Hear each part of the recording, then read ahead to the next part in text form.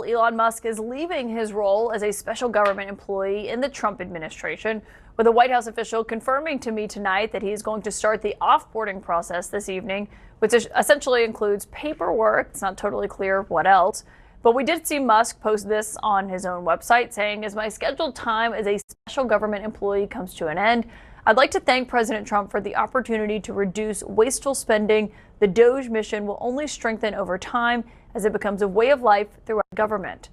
This is all coming as Musk has recently tried to distance himself from the administration to a degree, including when he criticized the president's big, beautiful bill, something the president was asked about today and essentially shrugged off. Well, reactions, a lot of things. Number one, we have to get a lot of votes. We can't be cutting. We need to get a lot of support, and we have a lot of support. We will be negotiating that bill, and I'm not happy about certain aspects of it, but I'm thrilled by other aspects of it. That's the way they go. It's very big. It's the big, beautiful bill, but the beautiful is because of all of the things we have. Here's what Elon Musk had to say about that bill, which the Congressional Budget Office has estimated would add more than $3 trillion to the federal deficit. I was disappointed to see the massive spending bill, frankly, which increases the budget deficit, not just decrease it, and undermines the work that the DOGE team is doing. I think a bill can be big or it can be beautiful, but I don't know if it can be both. My personal opinion. My source on all of this tonight is the veteran tech journalist, Kara Swisher. And Kara, it's great to have you here. What do you make of Elon Musk officially leaving his role that he is tonight? Well, it's a long goodbye, isn't it? I mean, he seems to be leaving and going out. He needs to work on his company. This was inevitable that he was not going to stay there very long. And it pushed along by the fact that his businesses are a bit in distress. And so he needs to pay attention and do his actual job. Do you think he's actually leaving? I think he's probably frustrated by the pace of government. And when he goes back to his companies, he says jump and they say how high. At the government, they don't do that. And I think he found a lot more difficulty in finding real cuts and everything else. And I think they're only sending $9 billion in DOGE cuts which is nothing. It's a drop in the bucket, which means pretty much his effort was a failure.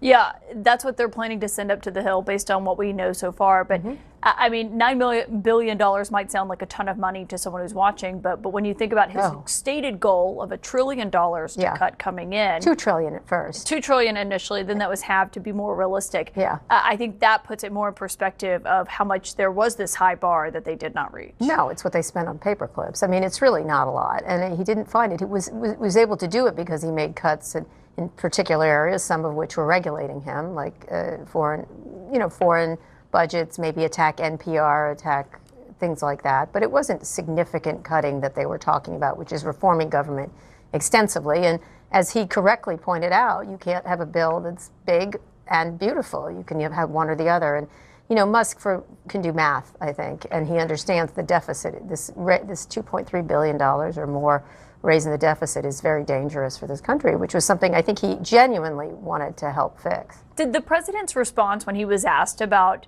Elon Musk saying, it can be big or it can be beautiful, it can't be both, which he said with a laugh there, but I do think is a point that he actually probably believes.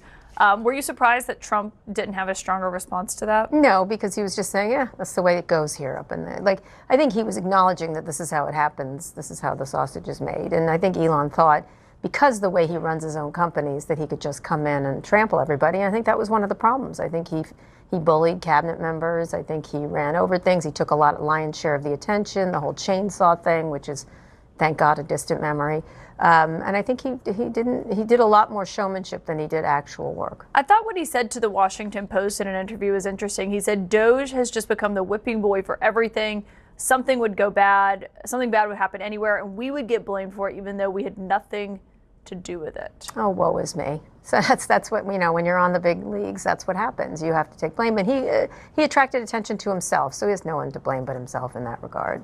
I mean, he wanted the attention, he wanted the power, he showed up in cabinet meetings, and then he was mad that people didn't agree with him and then started to complain about him, either on the record or off the record. So he's whiny like that in lots of ways. Everyone's out to get him, whether it's Sam Altman or people who don't like Teslas or Elizabeth Warren. It doesn't matter. He's always got some some victimization thing going on. Did it stand out to you that he wasn't wearing the typical hat that he's been donning in a lot of the cabinet meetings, the MAGA hat or anything about Trump? No. And instead he's wearing the shirt. Occupy Mars. He wears that a lot. That's actually something he wears a lot.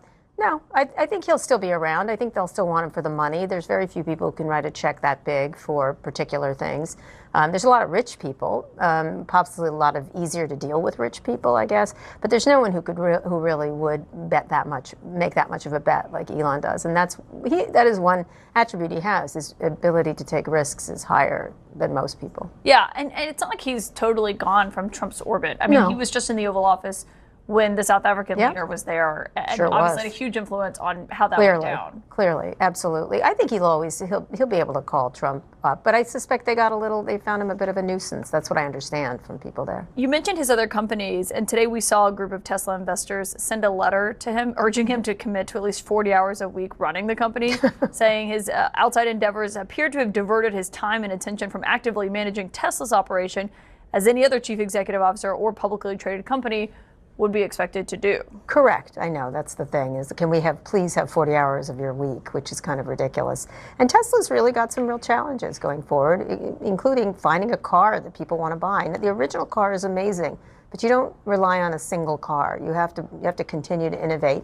And he's dropped the ball there, and others have taken it up. And now he's in a real jam, actually. Yeah, he seemed to acknowledge that himself, that he spent maybe too much time on politics recently, saying, he did blame the media a bit, said the media is going to overrepresent any political stuff. He said, it's not like I left the companies. It was just relative time allocation that probably was a little too high on the government side. Oh my God, he was tweeting every 5 minutes all about politics. Come on, he always blames other people. Look at his Twitter storm that he used to have all the time. Now he's tweeting about his businesses mostly, but he spent all his time in a look at me situation. Here I am in the front row of the inauguration. Here I am jumping up and down on a stage. Here I am in the cabinet meeting. He has no one to blame but himself on the problems at Tesla. And the fact that competition exists, and that's what's happened here. Well, and on I think some people may hear this and say,